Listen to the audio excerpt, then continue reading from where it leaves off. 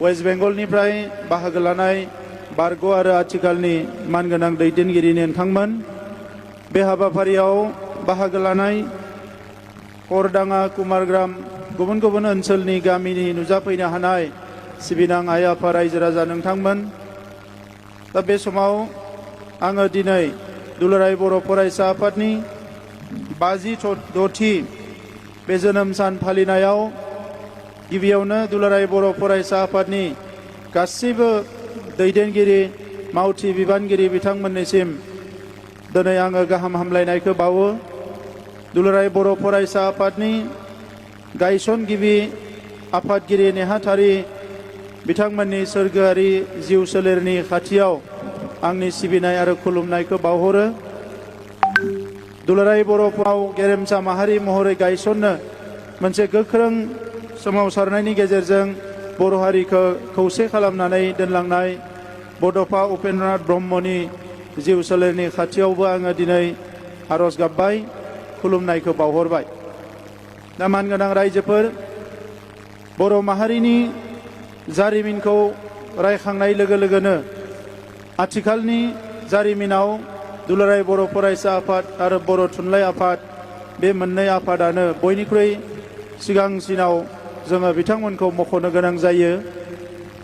उदांस्रिनि सिगांनि जारिमिना जुदामोन, नाथाय उदांस्रिनि उनाव भारत हादोराव बर' माहारिखौ गावनि सिनायथि राव थुनलाइ थामोनथाखौ लानानै जोङो दिनै थांनानै थानो हादोंब्ला दा बेनि थाखाय जोङो बर' थुनलाइ आफाद आरो बर' फरायसा आफाद बे मोननै आफादखौनो मख'नो गोनां जायो।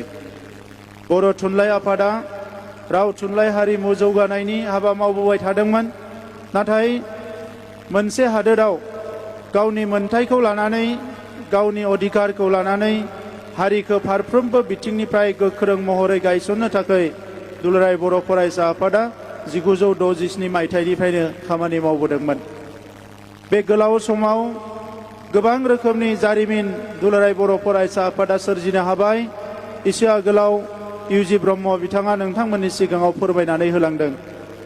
दिनै जोङो बयबो गोग्गानाय मोनो जे बर' फिसा जानानै मोनसे समाव जोंनि सुबुंफ्रा, जोंनि हारिनि सोद्रोमाफ्रा एसे गिनाय लाजिनाय मोनोमोन गावखौनो सिनायथि होनो थाखाय, नाथाय दिनै जों गावखौनो बर' बुंनानै लानो थाखाय, बर' होननानै सिनायथि होनो थाखाय गोग्गानाय मोनो। आरो बिनि थाखाय आङो गुबैयै थांनाय गोलाव समाव 5,000सो सुबुङा जिउ गारनो गोनां जाबाय जोंनि सोमावसारनायाव। बै सोरगोआरि गासैबो मुंख्लंफोरनिसिमबो आङो दिनै आंनि खुलुमनायखौ बावहरो। मानगोनां रायजोफोर, मुलुगाव थांनानै थानाय गुबुन गुबुन हारिफ्रा गुबुन गुबुन जारिमिन दङ।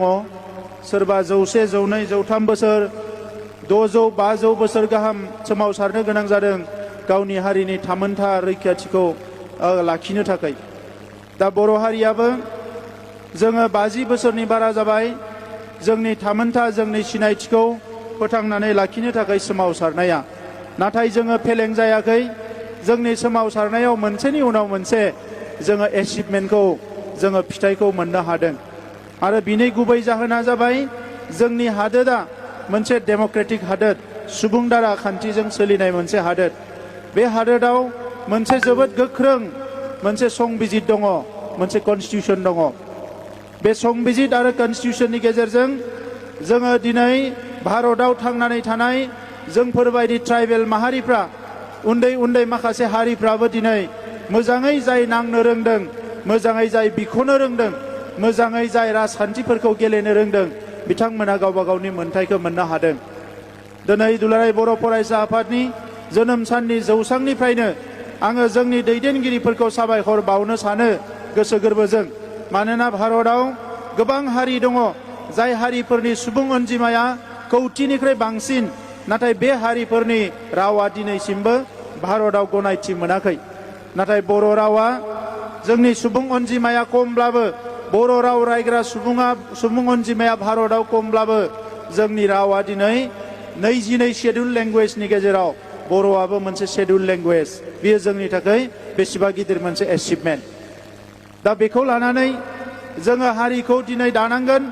मानगोनां रायजोफोर, जारिमिना मालाबा मालाबा गोमालांनो नागिरो बबेबा हारिफोरनि दिनै भारतबर्षनि गिदिर गिदिर गोजौ हारिफ्रा जौगासारनाय हारिफ्रा उन्दै हारिनि जारिमिनफोरखौ खोमालांनो नागिरदों। बिनि थाखाय माखासे हाबाफारि सोलिगासिनो दङ। जायफोर बे एडभान्टेज मोनसे अबस्थायाव थायो, मोजां अबस्थायाव थायो, बिथांमोना सोरनिबा जारिमिनखौ लासै खोमोरलांनो नागिरो। नाथाय जोङो जोंनि जारिमिनखौ फोथांना लाखिनो थाखाय जों गोख्रोङै हाबा मावनांगोन। बर' हारिनि हारिमुवा थांना थागोन बर' हारिनि मानसिफोरनि सायावसो। बर' हारिनि रावा थांना थागोन बर' हारिनि मानसिफोरनि सायावसो। बर'नि जारिमिना थांनानै थागोन जोंनि मानसिफोरनि सायावसो। दा नंखायनो सारा भारताव थांनानै थानाय बर' फिसाफोरनि जारिमिनखौ गोदानै लिरखांफिननायनि सम फैदों। जोङो दिनै जारिमिनखौ रिक्रिएट खालामफिननायनि मोनसे सम फैदों। नोंथांमोना हयथ' बेंगलनि बर'फ्रा नायसनाखै जानो हानाय। मास मोननै मोनथामसो सिगाङाव दिल्लीयाव लाचित बरफुकनखौ लानानै आसाम सरकारा बिराद गिदिर मोनसे बिथांमोना मोनसे हाबाफारि लादों। दा जोङो नुनो मोनदों 400 बोसोरनि उनाव दिनै लाचित बरफुकनखौ लानानै आसामनि जारिमिनखौ गोदानै सुजुनानै बिथांमोना आसामनि जारिमिनखौ मुलुगनि मानसिफोरनो दिन्थिनो नागिरदों। बे हाया जोंनि, जों बे हानि, जों बिनि थागुबै मानसिफोर। नाथाय जोंनि जारिमिनखौ बुरखांनो थाङोबा 400 बोसोर नङा, बियो रोजा बोसोर सिगांनि जारिमिन। जेराव सिडनी एन्डेल मोना, इडुवार्ड गाइड मोना, सुनीति कुमार चेटार्जी मोना आरो गोबां जारिमिनगिरिफ्रा, बिसोरो सोरबा ब्रिटिशमोन, सोरबा बेंगलिमोन, सोरबा असमियामोन। बे जारिमिनगिरिफ्रा जोंनि हारिनि जारिमिनखौ लिरलांदों। जाय बिथांमोना बुंदों बियो 4000 बोसोर सिगां बिसि बिफर क्राइस्ट, बियो 4000 बोसोर सिगांनिफ्राय नैबे हालामाव जोंनि मानसिफ्रा रायजो जाबोदोंमोन। दा बेखौ दिनै बुरखांफिननायनि सम जाबाय। दा बेनिखायनो नैबे समाव बेंगलाव था, आसामाव था, बांलादेशआव था, नेपालाव था, जाय जेरावनो थाया मानो जोंनि यां जेनेरेशना, दानि आथाला, जायफोर दिनै लेखा गोरों जाबाय, जायफोर रोंखा राखा जाबाय, गावबा गावनि केरियारजों लोगोसे गावबा गावनि जिउ दानायजों लोगोसे हारिनि थाखाय जों एफा एफर्ट नाजानायखौ बयबो लानांगोन। थांनाय जेनेरेशना जोबोद गाज्रि समावबो बिथांमोना जुजिनानै हारिखौ फोथांनानै लाखिबाय। एसे आगोलाव इउजि ब्रह्म बिथाङा बुंदों बड'लेण्डआव जेसेबां सोमावसारनाय जादों बे सोमावसारनायनि माखासे बिहोमाखौ वेस्ट बेंगलनि बर'फ्राबो होबोदों। बियो माने बर' थुनलाइ आफादनि सोमावसारनाय, बियो एबसुनि सोमावसारनाय, बियो बिएलटिनि सोमावसारनाय, बियो एनडिबिनि सोमावसारनाय। बै समावबो बेंगलनि बर'फ्राबो सोरबा जेल जादों, सोरबा पुलिसजों बुजादों, बायदिसिना थासारियाव गोग्लैनो गोनां जादों। दा नंखायनो दिनै बेंगलनि जारिमिन आरो बड'लेण्डआव थानाय बर' फिसाफोरनि जारिमिन, बेखौ जोङो जुदायै जिअग्राफिकेल लकेसनखौ लानानै रायलायोबाबो बियो समानानो।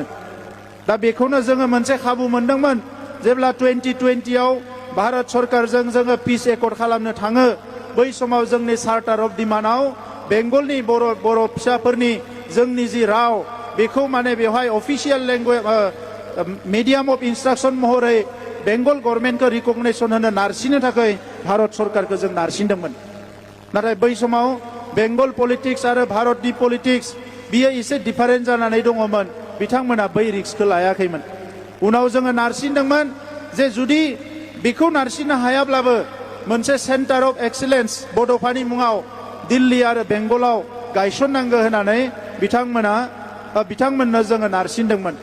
जेब्ला दिल्ली आरो बेंगलाव बड'फानि मुङाव माने सेन्टार अफ एक्सिलेन्स गायसननांगौ होननानै बुंबाय, बे बाथ्राखौ लानानै गोबां सावरायनायनि उनाव बिथांमोना बुंबाय जे बेवहाय माखासे थासारिया गाज्रि जानो हायो, बेंगलनि सरकारा गोरलै लानाय नङा, नोंथांमोना क'क्राझारावनो गायसनग्रोदो, बिनि उनाव साननो हागोन होननानै जोङो दिनै बड'फानि मुङाव क'क्राझाराव बड'फा सेन्टार अफ एक्सिलेन्स 50 कौटिनि मोनसे सेन्टार जोङो गायसननो थांगासिनो दङ। नाथाय बे सेन्टारा सारा बुहुमनि बर'फोरनि थाखाय, बड'लेण्डनि बर'फोरनि थाखायल' नङा। बै सेन्टारनिफ्रायनो बेंगलाव थानाय बर' फिसाफोर, बांलादेशआव थानाय बर' फिसाफोर, नेपालाव थानाय बर' फिसाफोर, मेघालयआव थानाय बर' फिसाफोर, भारतनि जेराव जेराव बर' माहारिनि मानसिफ्रा दङ, बे गासैनिबो राव थुनलाइ जौगानायनि थाखाय बे सेन्टारखौ जोङो गायसनगोन आरो बेवहायनो स्टाडि आरो रिसार्च जागोन। दा नैबे समाव आं बेखौनो खावलायनो सानो दिनै जोङो रावबो गोहोखौ लोरबां खालामनो नाङा, गोसोखौ लोरबां खालामनो नाङा। जोङो कनफिडेन्टखौ जोङो बारायनानै लानांगोन।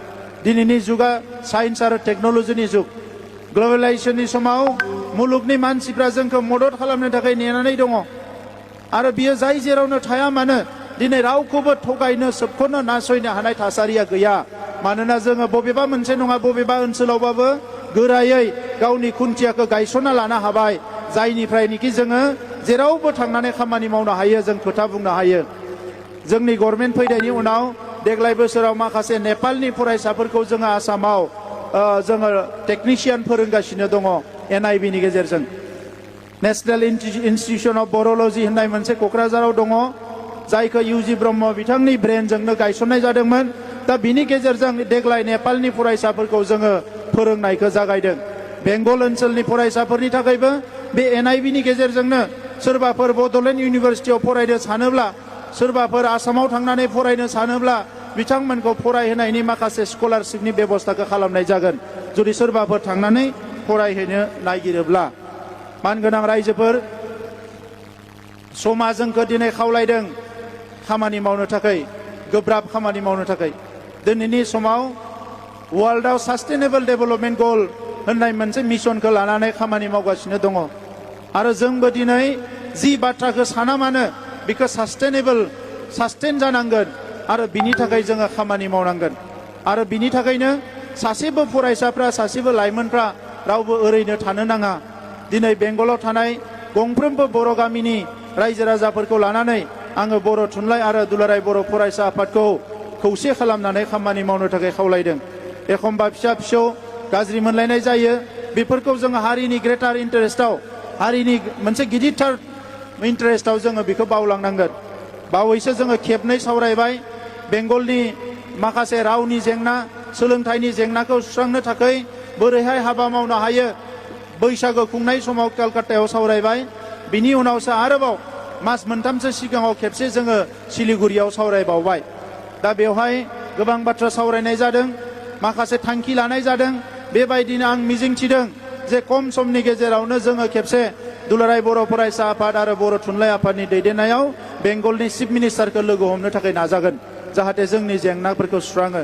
बेंगलनि गभर्नरखौ लोगो हमनो नाजागोन, जाहाथे जोंनि जेंनाफोरखौ सुस्रांनो हायो। आरो आङो खावलायगोन जे दिनै नैबे जेनेरेसना राव, थुनलाइ, हारिमु गासैबो जोंहा थांनानै दङ। फैगौ जेनेरेसना बिनिख्रुइ आरो गोख्रोङै हाबा मावनो हानायनि थासारिखौ जोङो दानि जेनेरेसना, दानि मानसिफ्रानो जोङो दानानै गालांनांगोन। दा बिनिखायनो आंनो बुंदोंमोन आलिपुरदुवाराव हा मोनगोन, हानि थाखाय एप्लाइ खालामदों। मानगोनां MLA बिथाङा ओंखारलांबाय।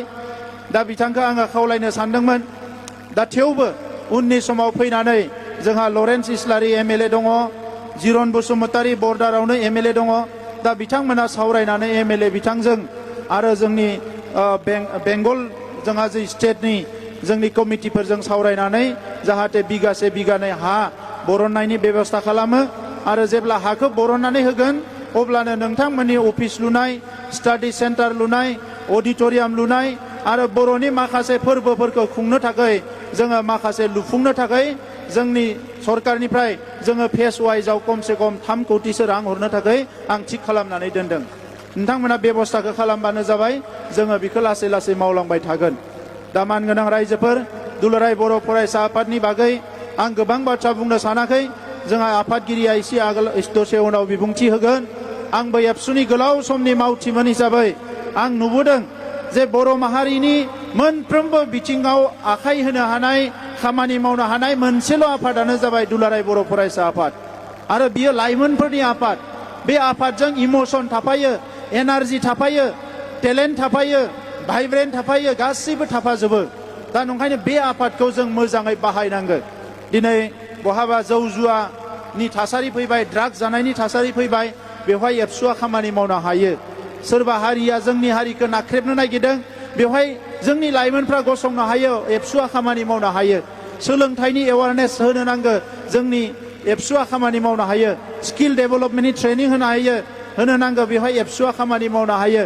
दिनै खेराइ बागुरुम्बानि ट्रेनिं होनांगौ जोंहा लाइमोनफोरखौ बेवहायबो जोंहा एबसुआ खामानि मावनो हायो गासैबो बिथिङाव एबसुआ खामानि मावनो हायो बिनिखायनो जों बुंबोबाय थादों जे एबसुआ मोनसे आफादल' नङा बियो बर' माहारि दानायनि मोनसे गिदिर इनस्टिटिउसन होननानै फसंथान होननानै जों बुंदों दा बिनिखायनो दिनै 56थि जोनोम सान फालिनायजों लोगोसे आं एबसुनि आफादगिरि गाहाय नेहाथारि आरो गासैबो दैदेनगिरि बिथांमोनखौ खावलायो जे एबसुखौ जोङो बर' माहारि दानायनि मोनसे इनस्टिटिउसन हिसाबै गोख्रोङै गायसनलांनायनि जि एजेन्डा बेखौ फैबाय थानाय समाव आरो गोख्रोङै मावलांनो थाखाय आं खावलायबाय आरो वेस्ट बेंगलनि आइ आफा रायजो राजा नोंथांमोनखौ आं खावलायदों जे बे दुलाराय बर' फरायसा आफादनि सायाव गोख्रों फोथायनाय लायो आरो हारिया अरायसम खौसे जानानै थायो जों मालाबा सानफ्लाङो राजखान्थिनि थासारिया बोरैबा जायोब्ला बायदिसिना थासारिया बेले बेजे जायोब्ला जों मालाबा गियो नाथाय मानगोनां रायजोफोर गिनानै रावबो थांना थानो हानाय नङा जाय गियो बियो जोबस्रांलांगोन जाय साहस खालामो जाय कनफिडेन्स लायो बेनो थांनानै थागोन दा नंखायनो दिनैनि जायखिनि बर' जोंहा बेवहाय सिनियरफोर दङ खेबसे खौसे जानानै आंबो फैगोन दैदेनगिरिफोरखौबो लिंबोगोन खनसे खौसे जानानै सावरायनांगो आरो बेंगलनि बर' माहारिनि जारिमिन लिरनायनि हाबाफारिखौबो जुरिनांगो बे जारिमिन लेखा साफायनाय बायदिसिना खामानिफ्राव जों मदद खालामगोन जि हाबाफारि दङ जों बेवहाय मदद खालामगोन दा बयनिसिमबो खेबसेबाव रोजा रोजा साबायखर बावबाय जोंहा माखासे गागि देंखोगिरि बिथांमोनाबो दिनै फैदों मोजां मेथाइ खनदों आरो आं मेथाइ खनबावगोन होननानै सानदों जे दिनै जोनोम साननि बे गोथार बुब्लियाव दुलाराय बर' फरायसा आफादा अरायसम थांनानै थाथों इयुनाव आरोबाव गोख्रोंसिनै हाबा मावनो हाथों बेखौनो मिजिंथिनानै आंनि बुंनायखौ बेवहायनो फोजोबनाय जाबाय गोजोन्थों।